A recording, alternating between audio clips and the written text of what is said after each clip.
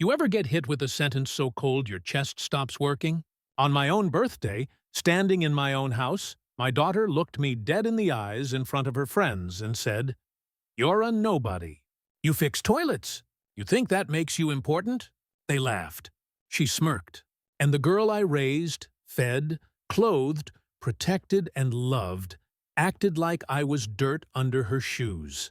I spent years breaking my back so she could have every comfort I never had. I missed sleep, meals, and holidays so she never went without. And on the one day meant to honor me, she tried to erase me.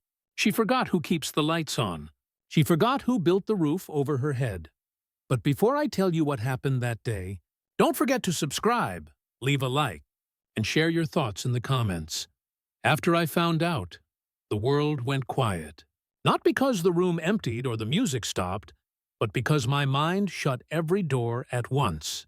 I stood there in my kitchen, birthday cake still untouched, candles still smoking, and my daughter's friends staring at me like I was entertainment.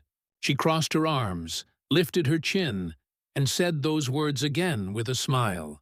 "You fix toilets." "You're a nobody," her friends giggled. One pulled out her phone like she wanted to record my humiliation. My daughter smirked, proud of herself, proud of her audience. And in that moment, I didn't feel anger. I felt something heavier, not for myself, but for the child I raised who no longer understood respect. I looked at her and said nothing. She took my silence as weakness. "What?" she snapped. "You mad because I told the truth?" Her friends laughed harder. I glanced at the cake. The one I paid for. The food on the table. The lights glowing above us. The roof that protected them from the rain outside. All of it existed because I worked with my hands. Because I woke up before the sun. Because I answered emergency calls while most people slept. Because when something broke, I fixed it. Not important?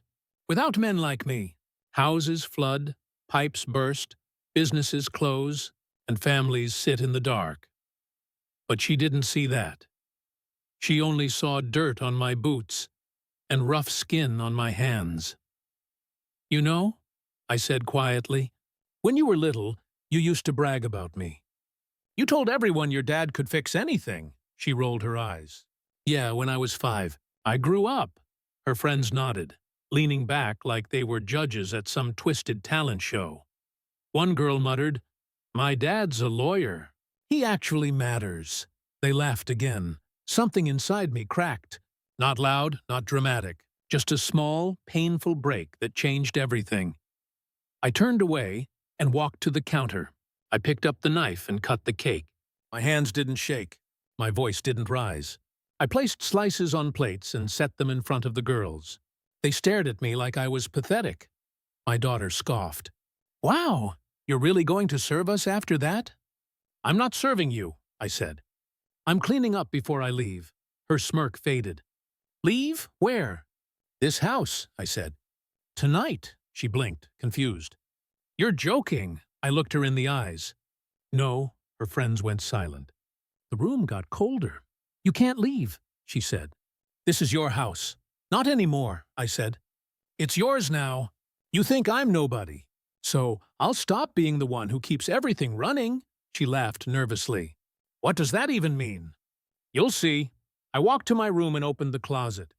I pulled out a few bags and started packing clothes. She followed me, her voice rising. "Dad, stop! You're being dramatic."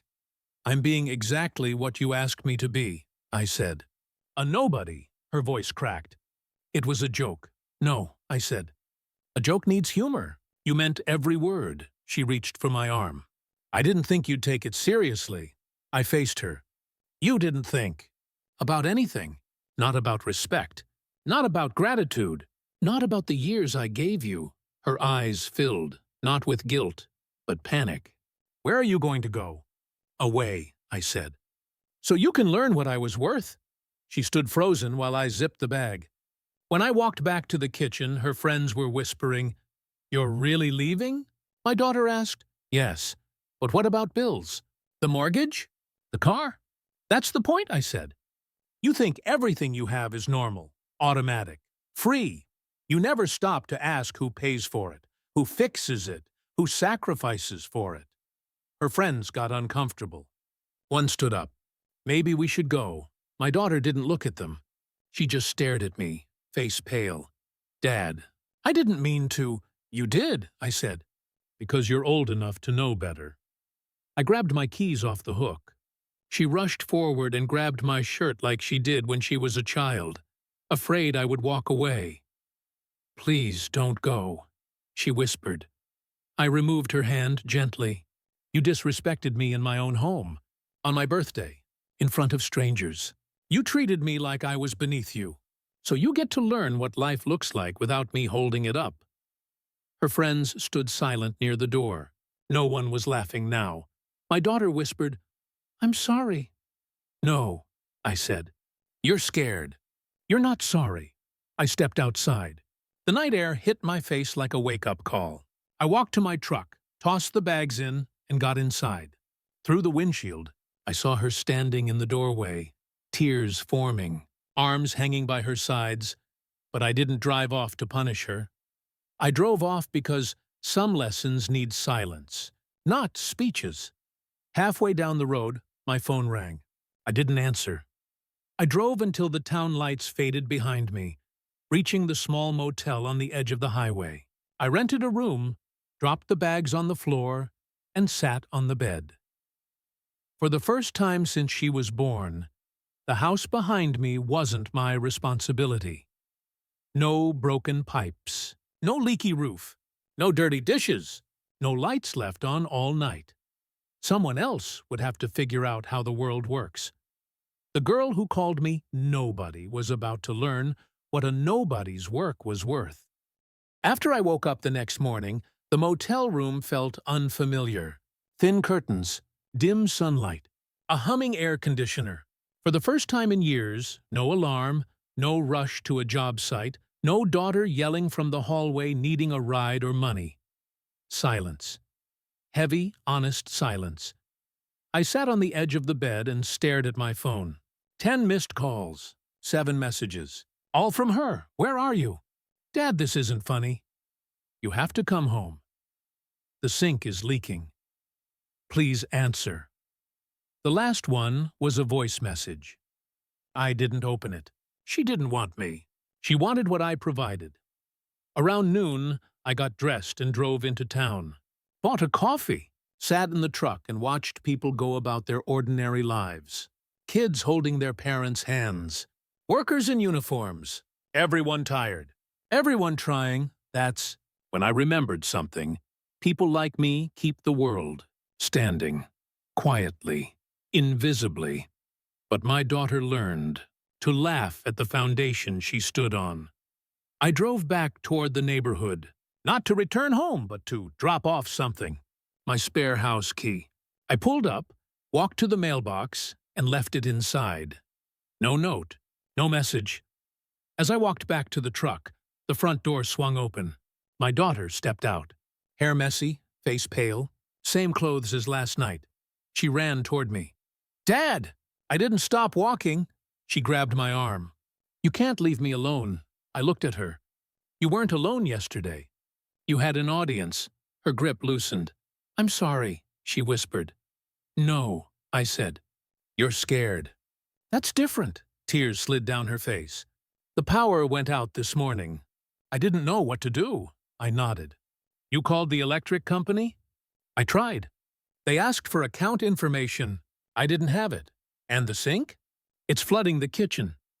Then turn off the water valve. Where is it?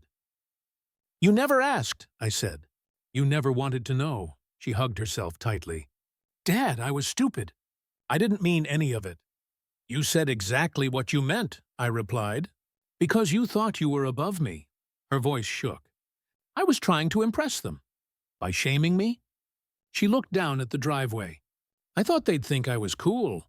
And do they? I asked. She shook her head. They left. They didn't care. Of course they didn't. People who encourage disrespect never stay to help clean up the mess. I turned to leave. Where are you going? She asked. To live my life somewhere. I'm not a joke. Let me fix it, she said. Let me try. You start by fixing the house, I said. You live there. You handle the bills. You take care of what I took care of. I don't know how. That's why you learn, she cried harder, hands shaking. I need you. You needed me yesterday, I said. Today, you need to grow. I walked back to the truck.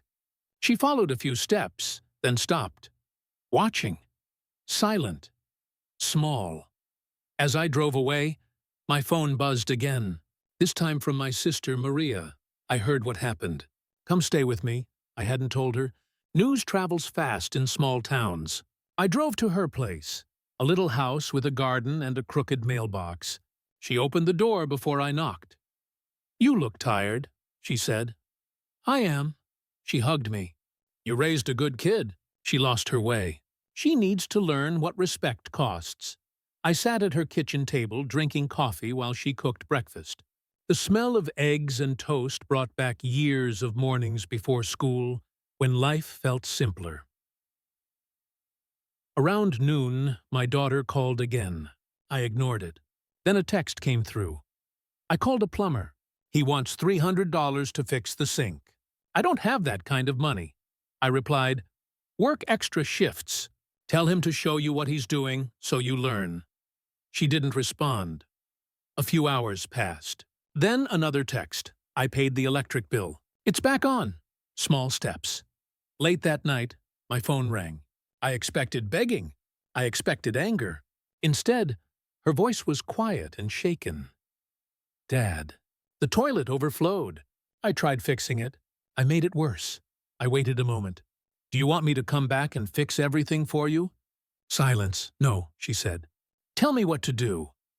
That was the first time in years she asked to learn instead of demand.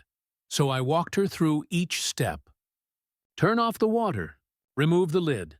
Reset the chain. Clear the blockage. Clean up the mess. She listened. She followed. She learned. When she finished, her voice cracked. I'm sorry for what I said. Not because I'm scared. Because it was wrong. I didn't say a word. She kept going. You work harder than anyone I know. You gave me everything. And I treated you like nothing. I was ashamed of myself today. I want to be better. That mattered more than tears. Good, I said. Now keep learning. She took a shaky breath. Will you come home? Not yet, I answered. You're still growing. She didn't fight. She didn't beg. She whispered, okay. The next morning, I woke up in my sister's house. Sunlight spilled across the kitchen floor. And for the first time, I felt like someone appreciated the man I was. Not the job I had, but my daughter wasn't done learning. After a week away, the silence became routine. No shouting from the hallway. No slammed doors. No demands for money. My daughter called once a day, not to beg, but to ask questions. Real questions. How to change a fuse. How to clean the gutters. How to reset the breaker box. Every call was short, focused, humble. She was learning the world didn't run on magic. It ran on work. One night she called later than usual. Her voice sounded drained. Dad, the washing machine stopped mid-cycle. It smells like burning, I asked. Did you unplug it? She gasped. No. Start there. 30 seconds later. Okay. It's unplugged. Check the filter. You'll find it behind the lower panel. I heard metal tools clatter, water splash, then a frustrated sigh. This is disgusting. I didn't answer. She kept going. I'll do it. A few minutes later, she exhaled. It's fixed. I waited. She spoke again, voice low. I didn't know how much you did. I never saw any of it. You never wanted to see it, I said. There's a difference, she sniffed. I was cruel. You didn't deserve that. No parent does. She stayed quiet for a long time. I told my friends what I said to you. They said I was trash. One of them said she'd kill to have a father who fixes things. Sometimes shame is a better teacher than lectures. I want you to come home, she whispered. Not to fix everything, to be here. I'm not ready, I said. Her breath shook. When will you be? When you stop needing me to carry you. She whispered goodnight and hung up. The next day, I drove into town for supplies. At the hardware store, the owner said, "Heard you moved out. Your daughter's been asking about tools." "Never thought I'd see that," I nodded. "She's learning."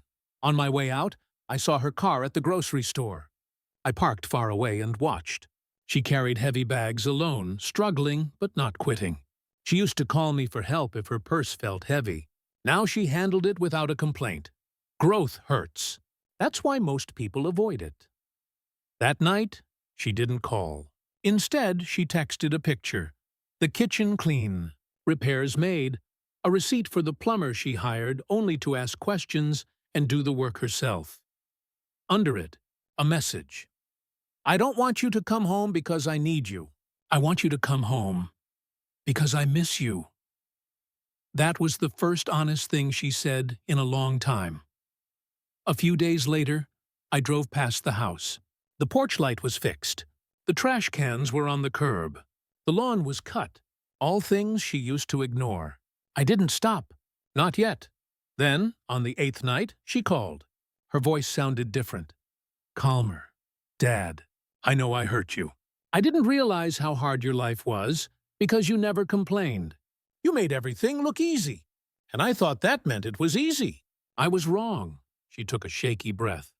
"I cleaned the pipes under the sink today. It smelled horrible. It was hard.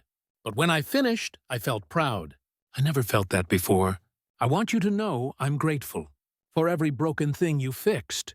For every bill you paid. For every night you came home exhausted and still made dinner. I'm not asking you to forgive me today. I'm asking for a chance to earn it." For the first time, I heard my daughter becoming someone new. Not rude, not arrogant. A young woman learning respect the hard way. "Come outside," she said. "Please." Confused, I walked to my sister's front yard. A car sat at the curb. My daughter stepped out holding a small cake. One candle, frosted sloppily. Uneven letters on top. "Happy late birthday," she whispered. "I made it myself." I didn't speak. She set the cake on the hood of the car and stepped back, hands shaking. "There's no audience, no friends, no insults, just me telling you I was wrong." Her eyes filled. "You're not a nobody. You're the man who kept my world alive. And if I have a family someday, I want to raise my kids the way you raised me. Not spoiled, not blind, not selfish." She wiped her cheeks. "You deserved a better daughter." I'm trying to become her. I stared at her. The girl who once mocked me looked like a child again. Scared. Sorry. Changing. I walked forward, cut a slice of cake, and took a bite. She gasped. "Is it terrible?" I nodded once. "It's awful," she laughed through tears. "I know." I pulled her into a hug. She held on like she wasn't letting go this time. "You learned something important," I said. "What?" "Respect doesn't come from money. Respect comes from work. And you're working now." She nodded against my chest. We drove home together. The house didn't feel cold anymore. It felt earned. Inside, she handed me a small envelope. Inside was a card she wrote by hand. "You're my father.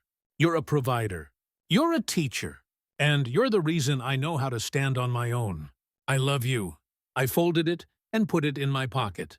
"I'll stay," I told her. "But we start fresh, as two people who respect each other." She nodded hard. Deal. That night, the house was quiet. No sarcasm, no attitude, just peace. And for the first time on my birthday, I didn't blow out candles wishing for something to change. It already had.